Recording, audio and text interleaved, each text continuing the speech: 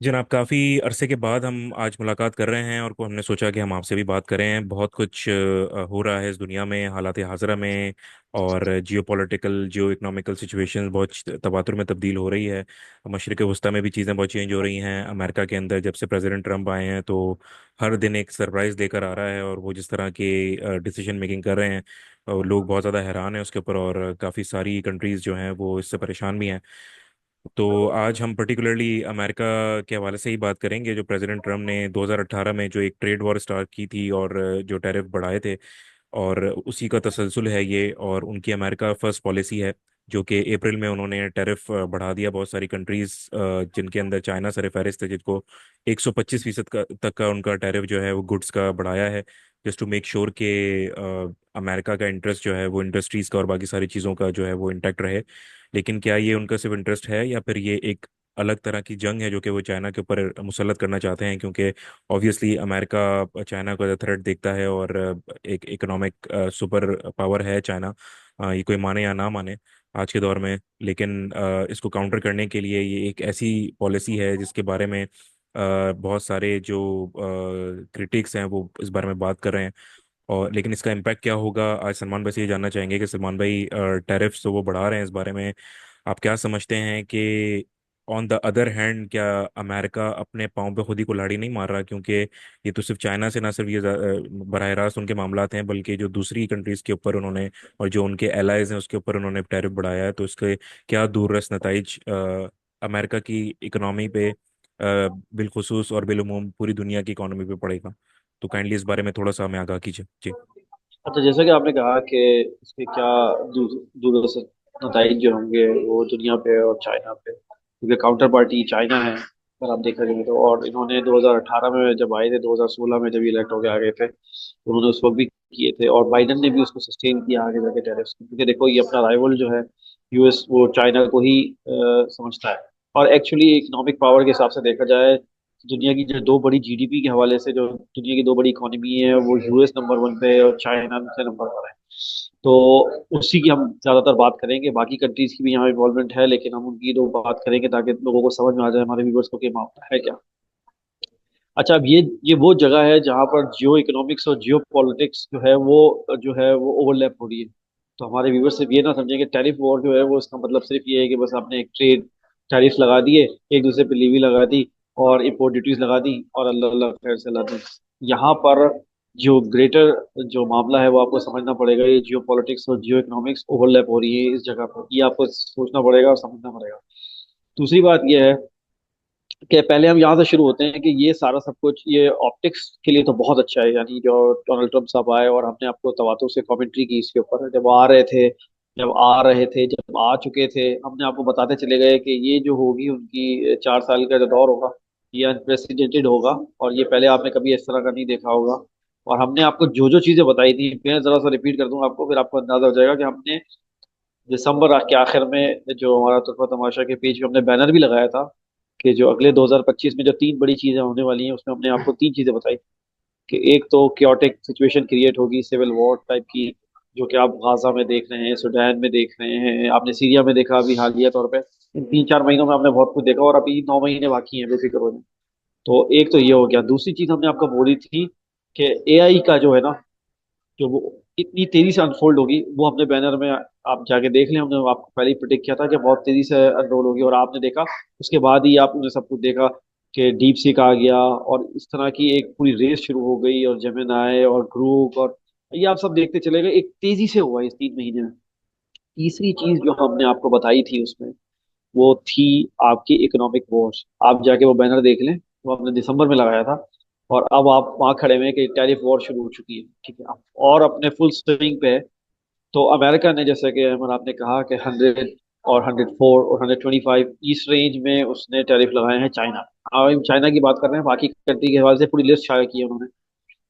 और चाइना ने रिटालिएटरी तौर पर 84% जो है वो टैरिफ लगाए हैं अमेरिकन गुड्स में। अब आपको थोड़ी सी जो है ना वो क्वांटिफाई कर देता हूँ हमारे व्यूवर्स के लिए, ताकि उनके समझ में आ जाए बात, ताकि आसानी हो जाए समझने में मामला।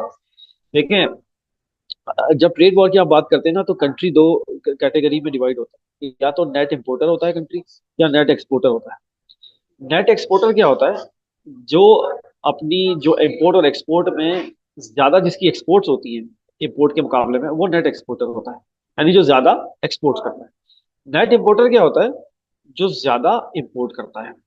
तो अमेरिका जो है बेसिकली वो नेट इम्पोर्टर कंट्री है, और चाइना जो है वो नेट एक्सपोर्ट कंट्री है। समझ आ रही है आपको बात? तो पहले तो आप ये समझ लें, ताकि आपको ये थोड़ा सा, वो होते हैं ना जंग के कुछ रूल्स होते हैं, पहले आप वो जंग के रूल समझ लें कि रूल क्या है, फिर आपको जंग समझ में आएगी। और अगर मैं आपको लेटेस्ट फिगर्स बताऊं तो जो ट्रेड डेफिसिट है चाइना और अमेरिका का, वो 295 बिलियन डॉलर्स का है। यानी चाइना के फेवर में चाइना के फेवर में अमेरिका और चाइना के दरमियान जो ट्रेड होती है वो चाइना के फेवर में है, कितना? 295 बिलियन का डिफरेंस। और गेस व्हाट, मैं पाकिस्तान को लाता रहूंगा इस डिस्कशन में बीच में कहीं ना कहीं। और हमारी जो कुल जीडीपी है वो तकरीबन 300 से 350 बिलियन के दरमियान है। ठीक है, क्योंकि हमारे यहाँ स्टेट्स जरा जो है ना वो फाइनल शक्ल में कभी आ ही नहीं पाए। तो 300 टू 325 के बीच में हमारी जीडीपी है। यानी जो अमेरिका और चाइना का जो ट्रेड डेफिसिट है, हमारी तो जीडीपी उसी में आ जाती है, उनकी ट्रेड डेफिसिट में। ठीक है। तो हमारा तो साइज का भी अंदाजा मैं आपको बताता जाऊं ताकि आप कंपेयर करते जाएं हमारा साइज क्या है। ठीक है जी। तो चाइना फेवर में है, चाइना के फेवर में ही है। अब अमेरिका, जब डोनाल्ड ट्रम्प आया तो वो चाह रहे हैं कि ये ऑप्टिक्स के लिए बहुत अच्छा है, क्योंकि उन्होंने नारा लगाया कि America first, make America great again. Fine, कैसे ग्रेट होगा? भाई हम जो है अपने डेफिसिट कम करेंगे। अच्छा, अब ट्रेड डेफिसिट अब आप कम करने निकले। अच्छा, ट्रेड डेफिसिट क्या होता है? बड़ी साल सहल तरीके से मैं बता देता हूँ अपने व्यूअर्स को। भाई आप गुड्स एंड सर्विसेज जो है वो अपनी देते हैं दूसरे कंट्री को, दूसरा कंट्री आपको देता है। ठीक है, जिसकी एक्सपोर्ट और इंपोर्ट ज्यादा होगी गुड्स एंड सर्विसेज की, उस हिसाब से मैंने आपको बता दिया है, तो वो नेट एक्सपोर्टर होगा या नेट नेट इंपोर्टर होगा। अब मामला ये हो गया मेरे भाई कि आपने कॉस्ट कटिंग के चक्कर में, कॉस्ट सेविंग के चक्कर में, चीप लेबर के चक्कर में अमेरिका ने और यूरोप ने सारी चीजें आउटसोर्स कर दी थी चाइना को। ठीक है जी। 90s के बाद से कंटिन्यू होता चला गया। और आपको भी पता है कि ये इसको 3 डेकेड से तो हम देख रहे हैं कि जो चीजें हैं आज यूरोप ने और अमेरिका ने अपनी आहिस्ता आहिस्ता आहिस्ता मैन्युफैक्चरिंग भी और ज्यादातर चीजें चाइना को शिफ्ट कर दी। क्यों? चीप लेबर था। ठीक है जी।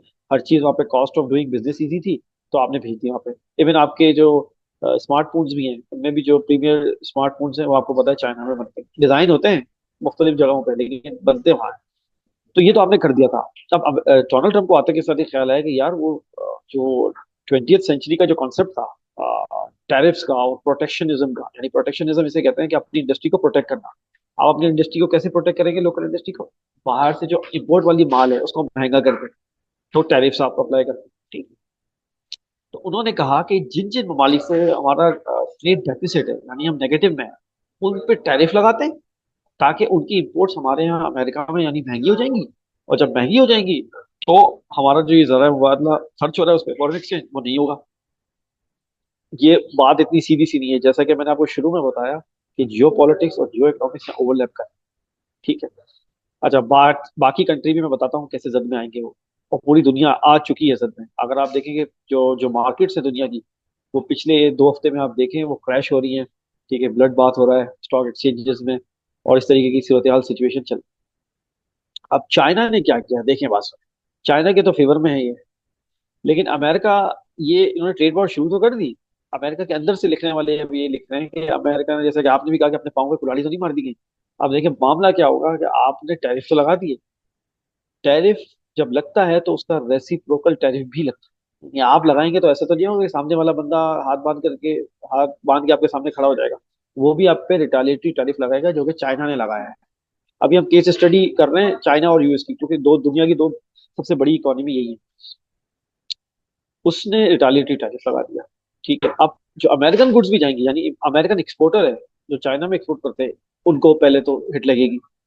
और जो इम्पोर्ट होती हैं चीजें अमेरिका में, वो टैरिफ लगाने की वजह से जो 100 और 125 के दरमियान जो टैरिफ लगा है, वो मजीद महंगी हो जाएंगी अमेरिका में। और कुछ चीजें ऐसी हैं जो अमेरिका ने मंगानी।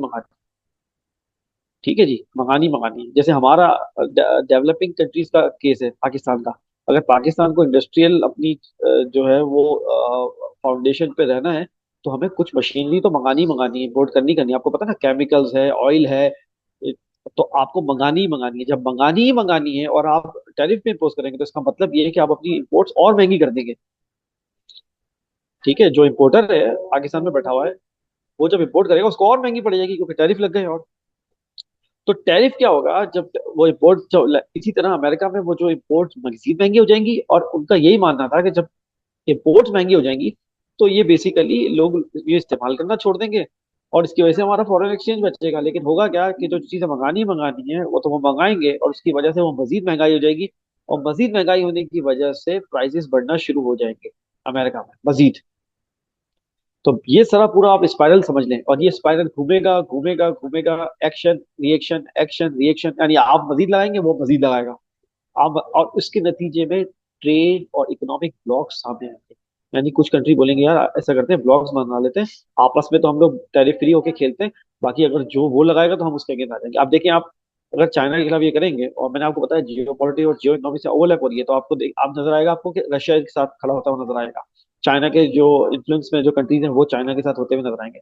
तो इकोनॉमिक ब्लॉक्स बनना शुरू हो जाएंगे, जैसे पॉलिटिकल ब्लॉक्स होते हैं उस तरीके से इकोनॉमिक ब्लॉक्स बनना शुरू हो जाएंगे।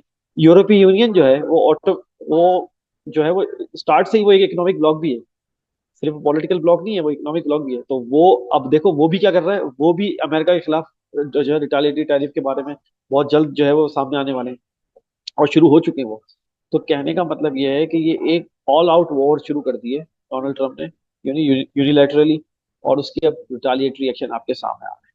तो वो हम कहते हैं ना कि जो तंग आमद बजंग आमद, जब ये स्पाइरल इस हद तक पहुंच जाएगा तो उसके बाद आपको काइनेटिक एक्शन नजर आना शुरू हो जाएगा, क्योंकि जब रिफ्ट बढ़ेगी तो ये तो सॉफ्ट पावर होती है ना कि किसी पर टैरिफ लगा के उसको उसकी इकोनॉमिक ग्रोथ को बंद करने की आपने कोशिश कर।